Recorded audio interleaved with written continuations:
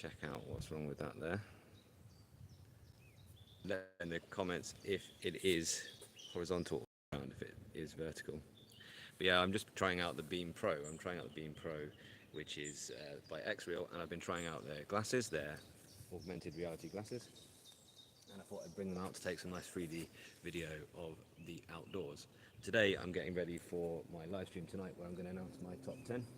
And that top 10 is going to include a decision on what I think is the best e-ink tablet right now. So I want to hear in the comments, I want to hear what you think is the best e-ink tablet right now. So let me know if you just join in. Is this coming through horizontally or vertically on your screen? Because the sort of interface is vertical on my screen, but I definitely set that to horizontal. So good to see you. And I just thought, well, I used to do quite a lot of these sort of live streams just incidentally as I was going about, and I haven't done it for a while, and I thought I'd like to start getting back into it. And so that's what I'm doing today. I'm going to talk a couple of things in this quick stream now. Let me know in the chat, by the way, can you see the comments? Is this vertical or is this horizontal for you? So I used to do this loads, but so I'm thinking that I'll get back into the habit of doing it. Can you hear me loud and clear? Is it coming through nice? I'm horizontal, good. Full screen, thank you very much. Appreciate you. So one thing that I was wanting to talk about was the Bigme B7 and the Go 7. This is the Go 7 itself, the black and white one. And I don't think I'm going to include this tonight in my top 10 e-ink tablets because I just don't think these actually I don't think they actually are better than any of the current top 10 e-ink tablets for that purpose. So I think I'll stick with putting these in the e-readers because I think they might well be the better. Thanks very much, Roland, appreciate you. I think these might well be the better option for e-readers. I think they might well be in that top 10 e-readers. So I'm going to talk about that later on tonight. I hope that you'll join me. It'll be 9 o'clock UK time, nice and early in the morning, this little live stream. I'm just trying out the Beam Pro today, and I just thought I'd live stream from it because it is, of course, a real smartphone as well as being a 3D camera and an interface for your freed-off augmented reality glasses. These are not the augmented reality glasses, these are my ordinary sunnies. And one thing I've said so far is that, well, augmented reality glasses, they need to look as good as this. And I don't think augmented reality glasses are so far good for doing this type of thing, for actually live streaming and talking to people like that. Yeah, unfortunately, your phone's sideways, voice is clear, but the actual interface, the actual like live streaming, all the comments and everything are coming through vertically, which it didn't used to do.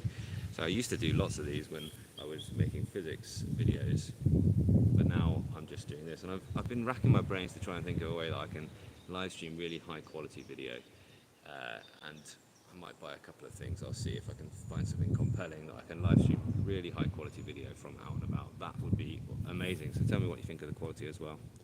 Is there a definitive, ultimate, perfect, best e-ink tablet? Well, that is a good question because that is really what we're going to have to discuss tonight. That's what the aim of tonight's live stream is, so join me on that because I'm really struggling between the SuperNote Manta and between the new Tab XC. And I kind of thought I would definitely, I was really close to just saying, no, the Tab XC is definitely the one. And then I've been using the SuperNote Manta throughout the week, and I'm just like, this just fits in where it's supposed to fit in for an e-ink tablet. So I don't know, we will see. We'll discuss that tonight. I'll make up my mind tonight and put one at the top. I think some of the comments that have said, well, you kind of want both, they're actually very different. They're as different probably as an iPad and an e-ink tablet is, so that's one thing there, isn't it? Yeah, so back just a couple of things that I just want to talk about. Say the B7 and the Go 7 in the wild. I think probably these two don't make it quite into the top 10 of e-ink tablets, although they're very good e-readers. And one thing, I've been using this quite a lot. This is the Go 7, this is the Boox device. And one thing I've noticed about it, and why I won't be putting it into the top 10 e-ink tablets, well, if you can see any of that on there, you can just see that is some physics working out that I did on it, and I was able to do it kind of, but things like the little small multipliers, the superscript, seeing the difference between a 0 and a 6. I'll show this a bit when I talk about this later on as well. Just wasn't doing it. And then today when I picked up the stylus, it actually just did this garbage down the bottom there, and the stylus just wasn't cutting it. So I'm just quickly going to get the stylus out, so I've just left it to charge.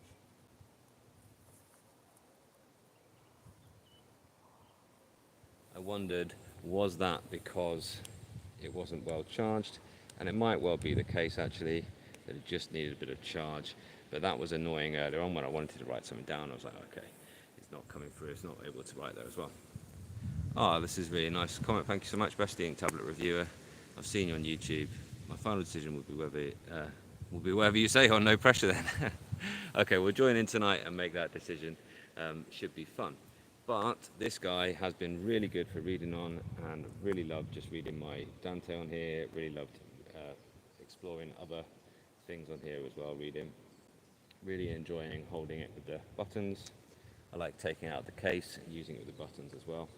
Really quite good companion. Again, quite different to the Supernote Manta and the Tab XC that we'll be looking at later on. So we'll see. Now, why the B7? Well, aside from the B7 having one of the worst processors that I've ever seen, yeah, the mic isn't working on here. No, this is I've tried plugging the microphone into this. Let's say what I'm trying out right now, I'm just doing this from the little Beam Pro, which is the X-Reel device, and I just thought I'd test out the front camera on this and do a quick live stream, because I'm here just out in nature today, and I've been taking some 3D images, some 3D video, and I've been enjoying that. But I thought, why not just, as it's a 5G smartphone on its own as well, why not just go ahead and live stream those things? I mean, one thing I'll say about this is, what a nuisance. I mean, what an opportunity they've missed to make this like a 3D live streaming phone. I can't see any option that you can just, I'm pretty sure you can live stream in 3D to YouTube or wherever.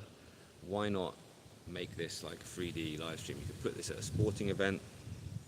You know, I just think there's so many opportunities they could have improved on this. Maybe I'm missing them, but maybe they're just not, they're not like, certainly not front of mind. They're certainly not put out there for you to think like, okay, here's all the cool things that you can do with this. So thank you. Yeah, so I'm actually recording as well with my big camera, because I'm recording some bits for some edited videos as well. So that's why the shirt mic is on there as well. As I'm moving around, I'm just making sort of vlog style bits here as well. So yeah, the B7, serious issues all the time with the stylus. Can't get around this. But one saving grace of the B7 is, look, it's also 4G. So I've got on here, I can download my scripts for a little bit. I've got to talk into the camera today. So I've got my full worked script here for some of the video that I'm going to be collecting as well. So that's cool that an e-reader can be out and about here and be fully mobile in terms of data as well. I did wonder about live streaming from that, but I think the chip would just collapse. One criticism I've made of the Beam Pro is that the chip isn't as good as maybe an 8 series, which I think it kind of should have been an 8 series. But the B7 has one of the worst processors I've ever seen. So what do you guys think? What do you guys think about tonight? What do you guys think about the question of what is the best e-ink tablet right now? Are we going to help our friend here who's going to wait for my say-so on what to buy? No pressure at all. What do you think? If you're watching this on the replay, because I know it's early here in the UK, so you guys are probably still in bed in the US and everything like that.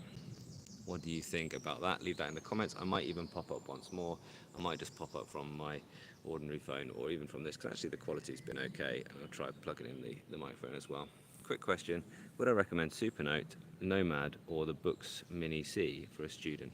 It'll be a majority for writing and for reading. So yeah, happy to have a little think about that. Just to say quickly, yeah, leave that in the comments, leave that in the chat if you're watching the replay. What do you think? Any questions you've got for later on you want me to think about?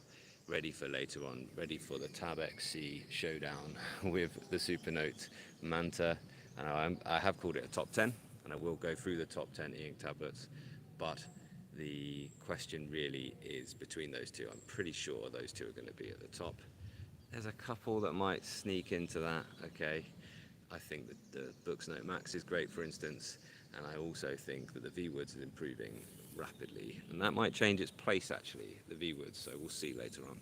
But back to your question, the Nomad or the Mini C for students, I think probably the Mini C, although I wouldn't buy a Mini C right now because they're probably going to come out with a replacement of that size sometime soon. I don't know anything. This is not based on any insider knowledge, but they haven't released a 7.8-inch e-reader with Wacom AMR for some time, Boox. So I think that probably the Mini C isn't the one to buy right now. But you say for writing and you say for some reading, I would say the Nomad will definitely do that and do that really well. It's just if you want to add in those other studenty things of, you know, being able to surf the internet to find some information. Shows your age saying surf the internet. It really does show your age there, Kip. But yeah, certainly you'd be able to